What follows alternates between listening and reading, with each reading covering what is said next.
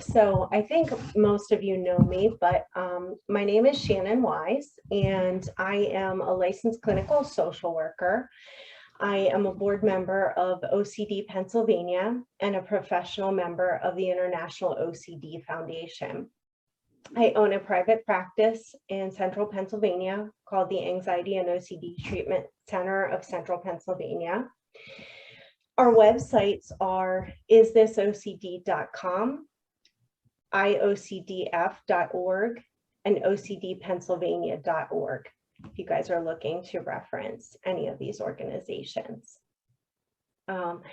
I would like to introduce someone that has recently started working with me, my intern, Amy Avillian. And she is an MSW student at Edinburgh University. And I'm going to let her tell you a little bit more about herself in just a few minutes. But first, I'm going to introduce Pat, who is here to share his story with us tonight. So Pat's a 30-year-old husband, son, brother, nurse, dog dad.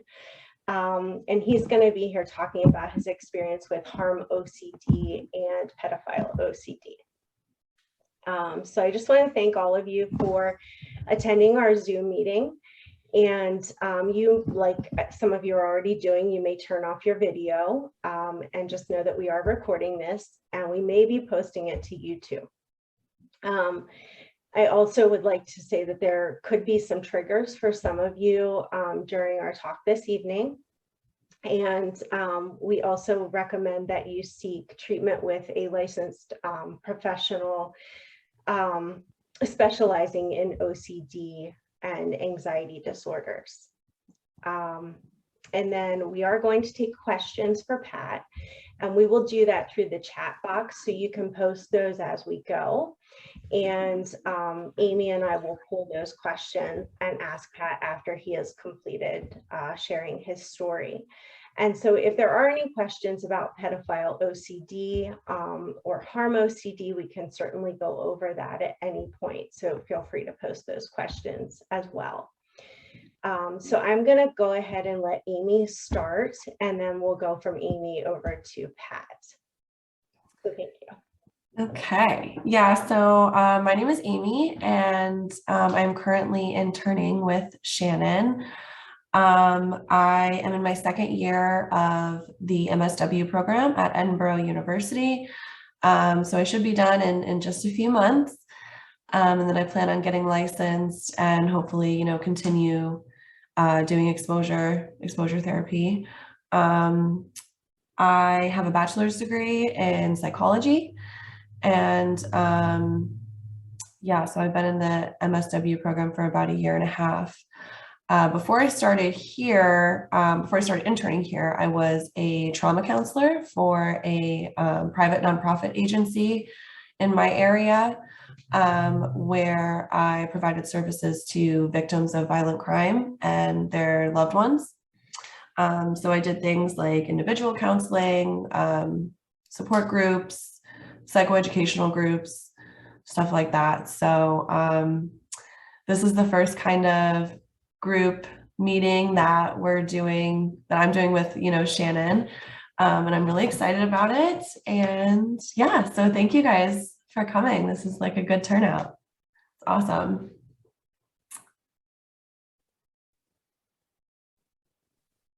I'm supposed to just go now, Shannon? Okay. So, like Shannon was saying, my name is Pat. 30 years old. A registered nurse currently working over at UPMC Harrisburg. I'm going to kind of go back and forth between some notes that I have because I don't want to leave anything out. But if at any time I'm going too fast or you can't hear me, just let me know, shout out, whatever you need to do. But at any rate, I think that if I had to think all the way back to when my OCD symptoms started, I would say that they started probably back in high school or college. However, I was not diagnosed and did not start meeting with Shannon. Probably, I think it was January of 2018. Shannon is what you told me. But in September of 2015 is when most of the symptoms, I guess you would say, really started. And I'm going to speak very frankly and open with you all, and like Shannon said, some of these things might be triggers. But I want to be honest with you because I think that's the best method. So I was a young 24-year-old guy. I was working 4 days a week. I had a bunch of different days off. So I was at home by myself. And as any, young 24-year-old man would do, I was watching pornography, and I had this horrible image come into my mind. And I thought to myself, what if I watched child pornography right now? And it was similar to that of, we all drive over a bridge, and we've all had that thought of, you look out over the bridge and into the river, and man, what would it be like to jump off that bridge? And the normal person, the way I've learned it, can take that thought and let it go, usually by the time you get to the end of the bridge. But someone who struggles with OCD really latches on to that thought. So I kind of liken that to that thought process. So I'm sitting there and I had this thought like, man, what if I watch child pornography? And then I just locked into that thought, and it stayed there, and it ruminated, and it went over and over in my mind, and I started having panic attacks. So I called my then girlfriend, now wife, who has been absolutely amazing during this entire process. And I explained to her, I said, I'm having some anxiety. I'd like to come over and just spend the night. I don't really want to be alone. And she was great about it. She let me come down, and we did just that.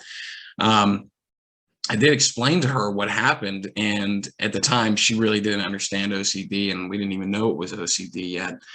So she, reassured me, which we learned that, that's the biggest thing not to do, is reassure somebody. So she reassured me, you're a good person, you wouldn't do these things, which is, the worst thing you could tell someone with OCD. So at any rate, I started struggling every day, waking up with the same thought process going through my head.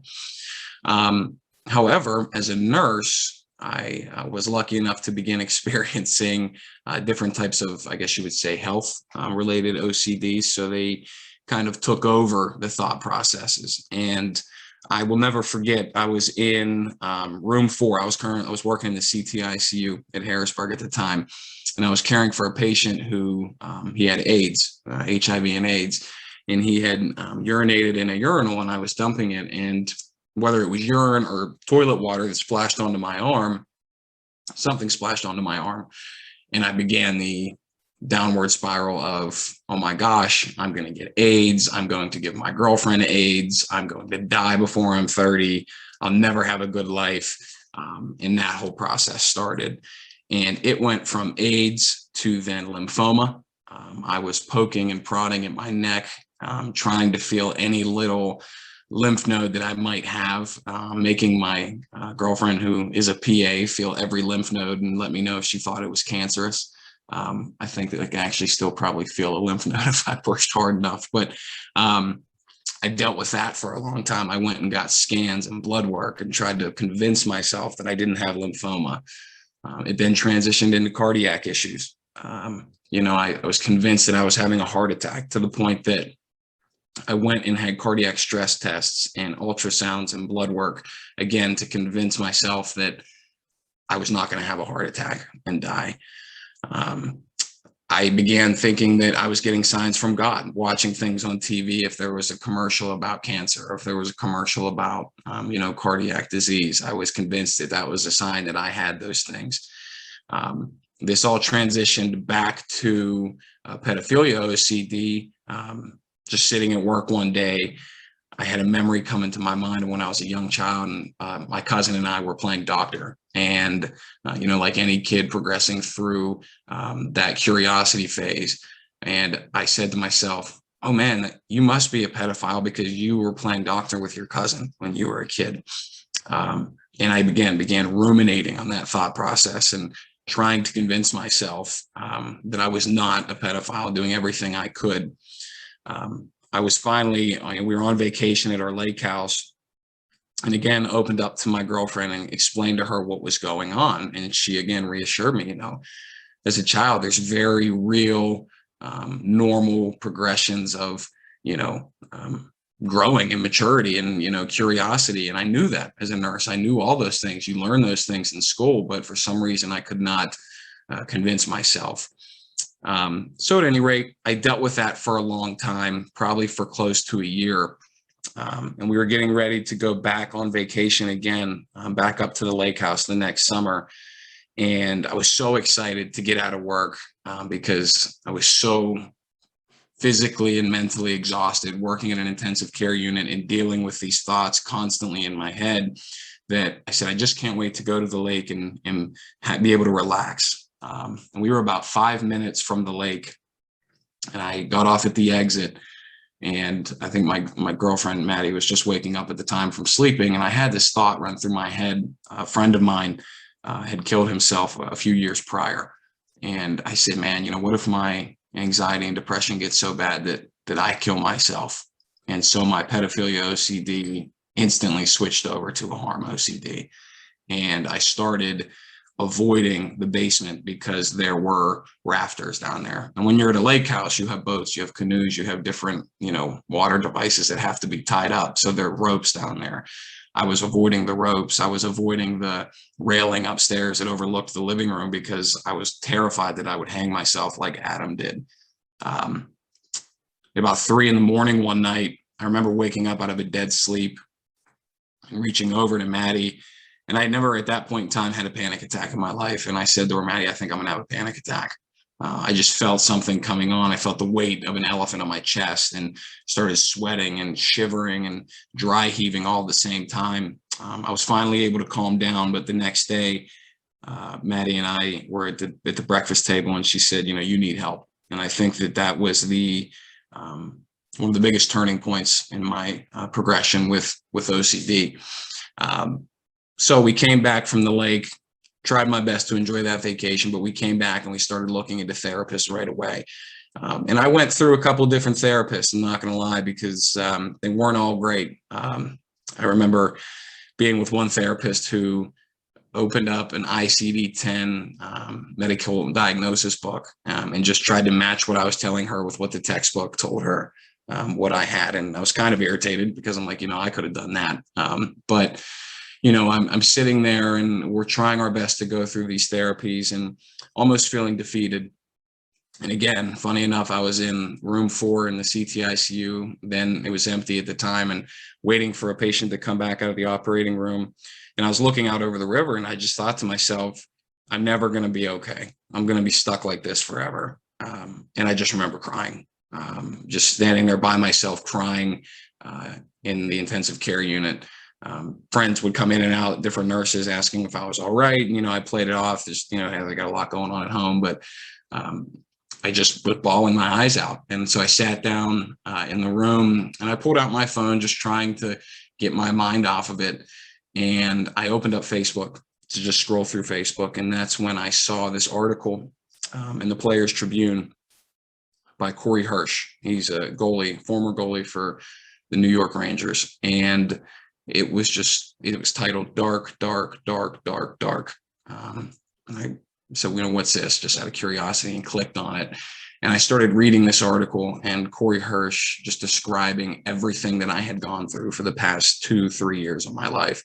How he was a young NHL goalie playing for a Stanley Cup, and he would go back to his hotel room and not even go out and celebrate with the team because he had horrible intrusive thoughts that he couldn't get out of his head. And I read this article, and then I began crying even more because that's the day that I realized this is obsessive compulsive disorder. I got chills just now thinking about it because it was like, the light finally came through to say, like, this is what I have. And I texted Maddie right away. I sent her the link and I said, Maddie, look at this. And that night I came home and I typed in, OCD specialist in Harrisburg. And that's when I found Shannon. And I started seeing her in January of 2018. And from there, it's been a whirlwind. I've had plenty of ups and downs. Shannon introduced me to ERP, which has been my savior. And it has gone back and forth between pedophilia OCD to harm OCD.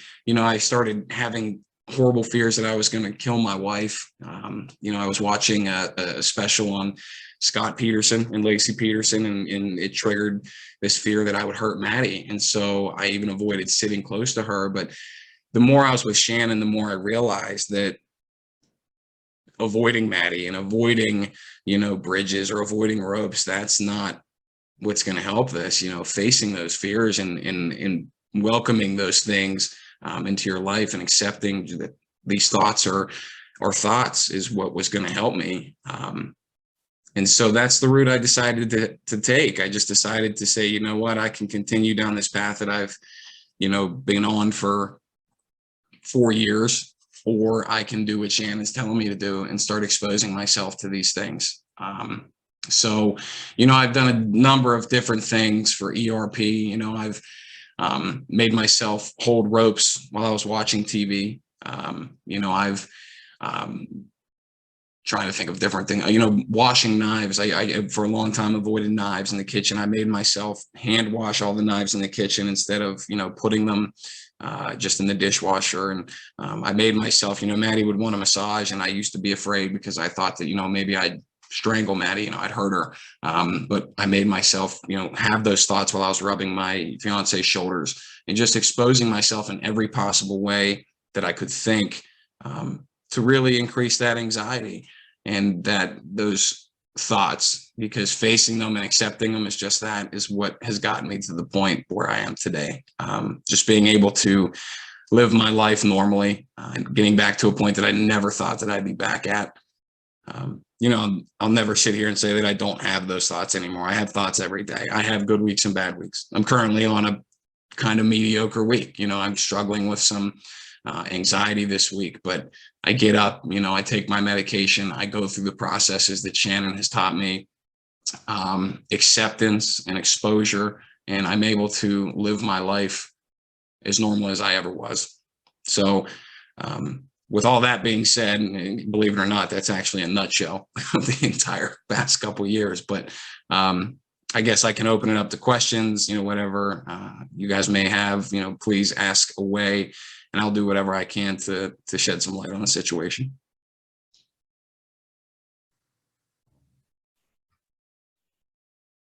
Your silence is deadly. Does anybody else want to ask a question before I go?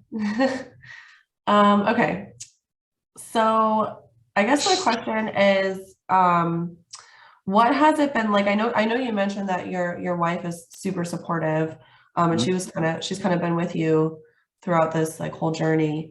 So how has that been for her? And I don't know if you have any other loved ones that you've shared this with, like friends or family, and kind of what it's like for them.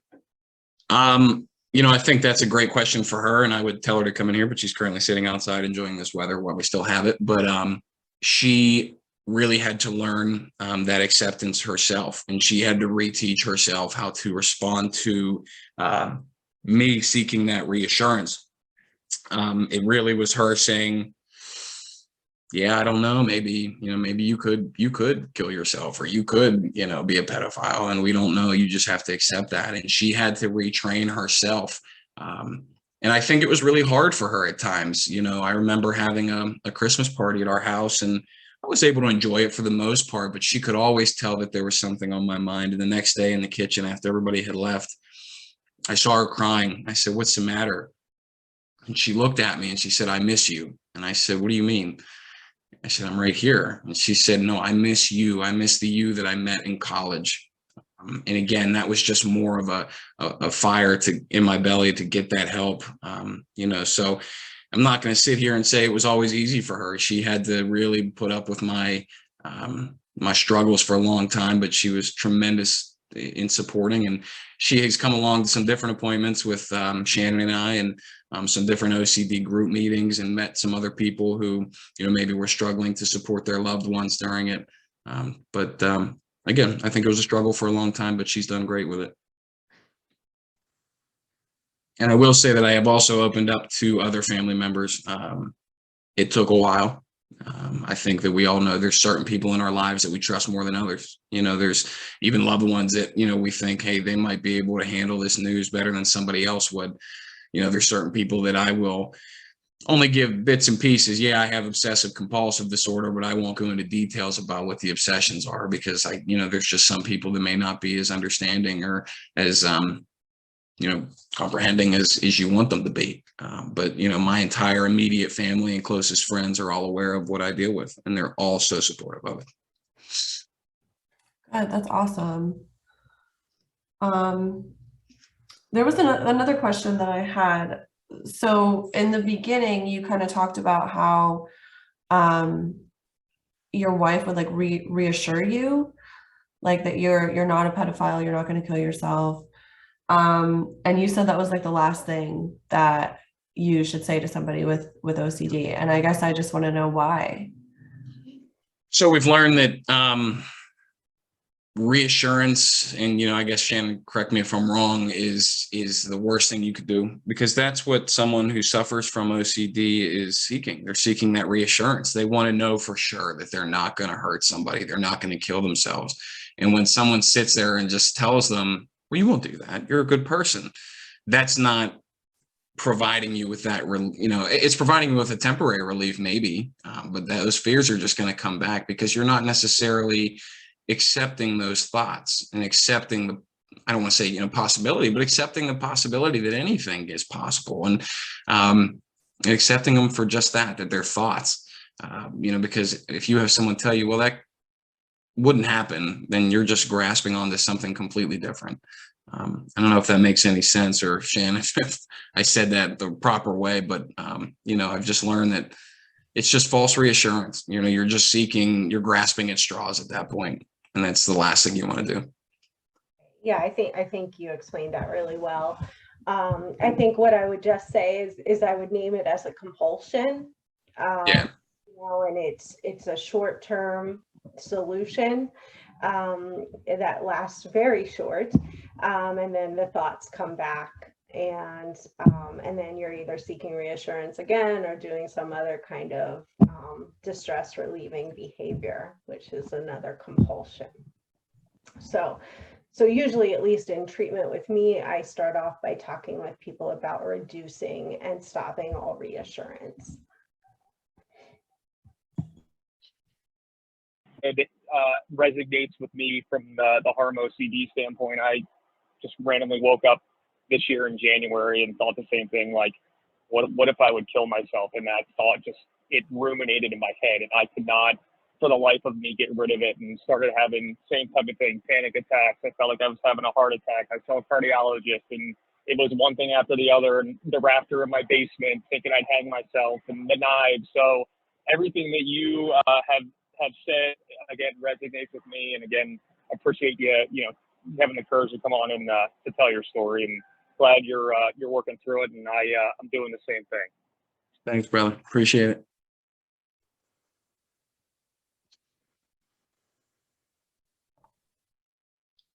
I have another question. What we're here for. Oh wait, hold on. Oh yeah. No, I'm sorry. How do you, Nayeli? Is that good? Okay. Yeah, Nayeli. Yeah. Okay. Yeah, no, you're good. We're glad you're here. I'm glad everybody's here. I'm sorry, I just didn't want to interrupt, but someone recommended me for my different OCD group, this specific one. And he just sent me the link. He said, join today. And so I did, but I didn't know if I had to go through other little hoops to be able to join. No. I'm glad to have you. Thank you. So I guess this might be a question for Shannon or Patrick. What is the difference between OCD and like actual suicidal or pedophilia ideation? Do you want to go ahead, Shannon? I'm gonna ask that, Amy. I think I heard you. I was reading a question at the same time. So I'm sorry, I didn't realize there was another one there. If you want to just repeat that, I think I know what you asked. But yeah, so I asked what is the difference between like OCD and actual suicidal and pedophilia ideations? Okay, sure. Do you feel like you want to answer that, Pat, or would you like me to talk about it? I think your professionalism and knowledge with the background of everything will probably be better at it. Sounds good. So we'll talk about specifically these subtypes of OCD. And so with pedophile OCD, or POCD as it's being called right now, I can't keep up with these little acronyms that they're giving everything, but so the difference is that when people have pedophile OCD, they are very disturbed by these thoughts that they have, that they want to harm children or are sexually attracted to children, or they believe that they are a pedophile, and that they don't align with their values, which makes it ego dystonic. So when someone is actually a pedophile, they actually have those sexual attraction or sexual gratification from children. So that, I believe, is categorized as like a sexual dysfunction disorder. Don't quote me on that 100%, but I think that's the category that pedophilia falls into. So, and then as with harm OCD, again, people are having intrusive and distressing thoughts about hurting others or themselves. And again, they don't align with how they truly feel. So again, that can get really murky. And the same with the pedophile OCD. Like, both can get murky because of OCD. OCD creates doubt. And then also, it's kind of like, you can certainly, with the pedophile OCD, at least what I see is people can condition themselves to have responses and start questioning those body responses about, am I really attracted to children? So that is something that does occur. And the same with the harm OCD, like at least with suicidal type thoughts, starting to analyze and question feelings and mood states, like, does this depression or sadness mean something more? Does it mean that I am actually suicidal? So I don't know if I'm answering that directly, Amy, but I might be going off on a tangent here about other things. I don't know if that's helpful. So is there more that you wanted me to? No, that was helpful. Yeah. I don't know, did anybody else have any other questions to add to that? Was that helpful for everyone? Yeah, the one thing I did want to, and I think Shannon hit the nail on the head there, is that it becomes so murky with OCD sometimes, because you almost get so lost in the thought process, and then you're like, you start doubting yourself. That you hear that word time and time again, doubt, and you will start checking things, and you'll see, a young child, and you'll stand there and am I actually attracted to that kid? And you'll start doubting yourself, and you start going through these horrible thought processes in your head, and you're trying to convince yourself some way that you're not this thing, horrible thing. So I think that's just the biggest message that I wanted to get across with it, is that it can get so murky. You can just get so lost in the thought process of trying to figure this out. Yeah, I mean, there's nothing really much more that I wanted to add to that, but I think Shannon hit the nail on the head with it. So we did have a question in the chat, and so the question is, as you've done work with ERP, have you found that certain intrusive thoughts have disappeared?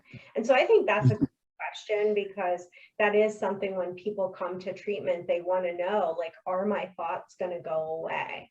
And so Pat will let you address this, and I can also address it. To give you a short answer, no. Because it doesn't disappear. None of those thoughts that I've had have ever disappeared. I still occasionally will drive over the 83 bridge on my way to work and be like, man, I'm gonna jump off that bridge. But the point is that I've done so much exposure. I've done so much ERP and different types of therapy to condition myself to it, that by the time I get off at 2nd Street, that's gone. So have the thoughts disappeared? No. The response to the thoughts have diminished greatly. Whereas that would ruin my day 2 years ago, that doesn't ruin my day now. I can continue to drink my coffee and go back to, listening to the radio. So to answer your question, no, none of those thoughts have necessarily disappeared. They still, will happen time to time. And you hear about husbands who kill their wives or vice versa, or, pedophiles, who get arrested in the area. Those thoughts always come back, but it's just how you can condition yourself and train yourself to respond to them. Do you think the frequency of the thoughts has changed? Yeah, I do. I do think that the frequency has definitely decreased. And I actually was thinking about that today, as I've tried to prep myself for this meeting that we're having. And I kind of chuckled about it driving home, because I thought, man, how many times have I now gone across this bridge and not thought about that? Been in the middle of a conversation and not thought about that.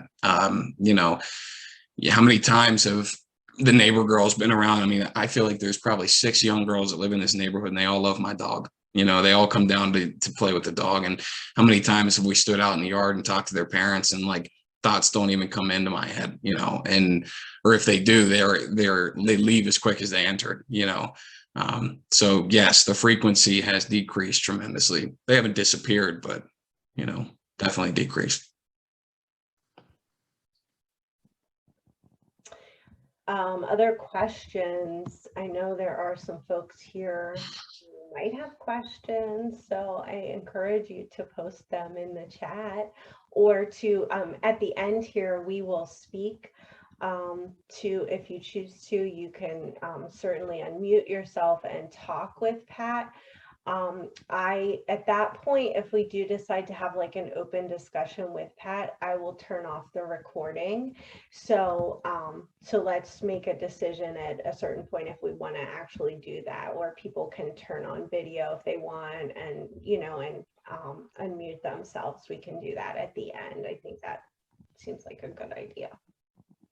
And I just want to say, if you're sitting there and you're worried about some question that you're going to ask is going to be weird, I promise, ask whatever questions in your head, because I've had some of the weirdest thoughts that have run through my head in the past 5 years.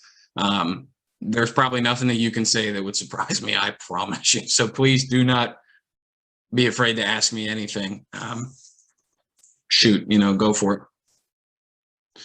I was wondering if you could talk a little bit about, I'm just trying to think of some questions for you too. If you could talk a little bit more about the experience of doing exposure therapy. Mm-hmm. Yeah. What it was like for you, and how you really, really leaned into it and really work. So I started, I wouldn't say, I jumped right in, head first by any means, but Shannon gave me a lot of great ideas. One of those things was imaginative or imaginary story, whatever it is. You basically, whatever the thought is, you write it down and you turn it into this story, and then you read that story over and over and over and over again, and again condition yourself to these thoughts. You're basically facing the thoughts. So I would, oh gosh, I'm trying to think. I know for a long time, a young cousin of mine, a beautiful young girl, but I was terrified to go around her because I was afraid that I was going to hurt her. And I had these horrible thoughts that, well, what if I go over to my aunt's house on Thanksgiving and I, molest my cousin or something? So I wrote those thoughts on a paper and I turned it into a story, and I made myself read that story over and over again, conditioning myself and increasing that anxiety, and making myself face that fear. For the longest time, I couldn't go on the internet out of a fear that I was going to type in the words child pornography and search it. And so Shannon, it was like, well, go on Google and type in the words child pornography. Obviously don't search it because, and look at the words, stare at them, be on Google and stare at those words. And so I did that, and I'll be honest with you, it sucked. And I still will do that occasionally from time to time as an exposure. I will make myself go on Google and type those words in. And again, not searching anything, but making myself stare at that fear that has run through my mind so many times. Whether I'm doing it before I go to bed or, doing it, when my wife's not home. And that's another thing. I've tried to make myself do it when I'm home alone. because I know that a lot of times what we'll do is we'll try to surround ourselves with people because we convince ourselves, well, if we're around people, well, then there's no way I could hurt myself, or there's no way I could get into trouble. Well, I need to face these fears when I'm alone. So, I've sat there and watched, Sunday night football games with a rope on my lap. I looked up how to tie a noose, and taught myself these things, and really, like Shannon said, leaned into these exposures. That still, sometimes just the thought of it scares the hell out of me, but that's what I needed to face that fear and have that exposure. So it's countless more examples that, I could go into, but we'll be sitting here for 4 hours, I feel like, if I did that. But yeah, it's just really taking yourself to that level and facing that fear. I like, what are some things that you do now, like now that you're out of like the intensive like exposure therapy like process, what are some things that you do like for maintenance? I walk my dog every day. And again, the little girls in the neighborhood love the dog. And I know that for the longest time, if I wasn't with my wife and the girls were like, Aria, and they'd run up to her, I would make it, hey girls, we got to go.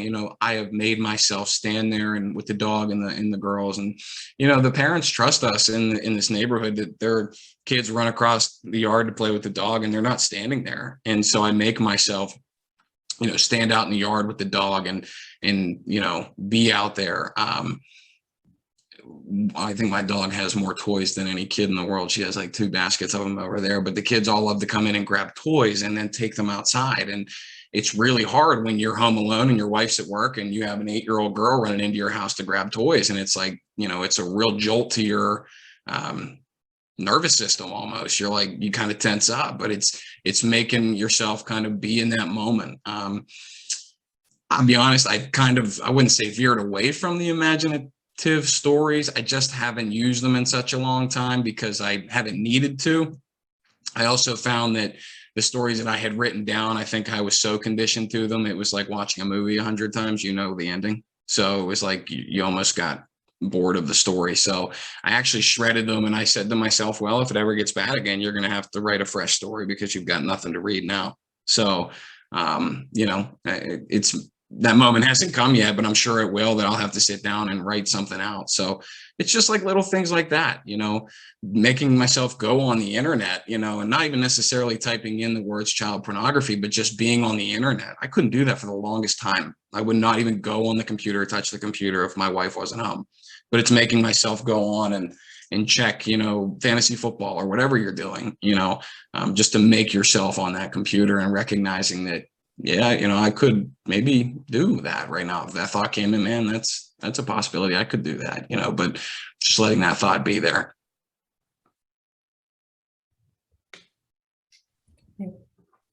Thank you. Did you have any other questions, Amy?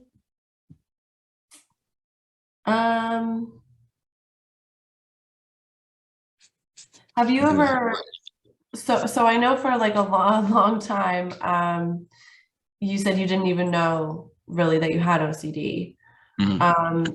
Had you like sought other types of treatment, like before that, like other types of therapy or anything before you started with Yeah. So I'm sorry, I'm like getting like hoarse. I think my wife got me sick, but I remember being in college, actually, I was convinced I had a brain tumor, and I didn't seek therapy. I just made my dad drive me up and take me to the hospital so I can get a CT scan. But like I had said prior, and the CT scan was negative, by the way, I have a good brain. But like I said prior, I had sought out a couple therapists, and they weren't great because they're not all great. They're not all going to be perfect, perfect match for what you need.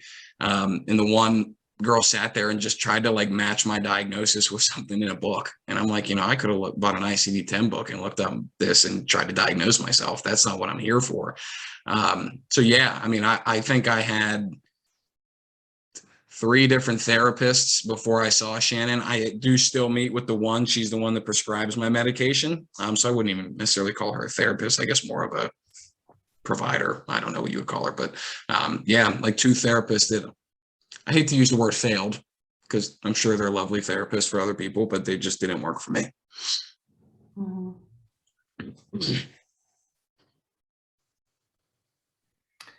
So we have another question in the chat. Does OCD go into remission, or is it more of an ebb and flow of symptoms? I think I told people in the past that we will never be cured of OCD. We will have OCD forever. OCD isn't like, well, I guess you could say it's like cancer. It can always come back. But, you know, I have OCD. Do I struggle with it as much anymore? No. So I would say that, you know, it does not go into remission. We don't get rid of it. Yeah, it ebbs and flows, especially once you get a good handle on the situation. If you really stay up on your exposure and response prevention and do that therapy as much as you're supposed to, then yeah, you're going to see a lot more of the, you know, the down, you know, the low anxiety, if you will, than those spikes in anxiety where you feel like you got a mask on and you can't get it off.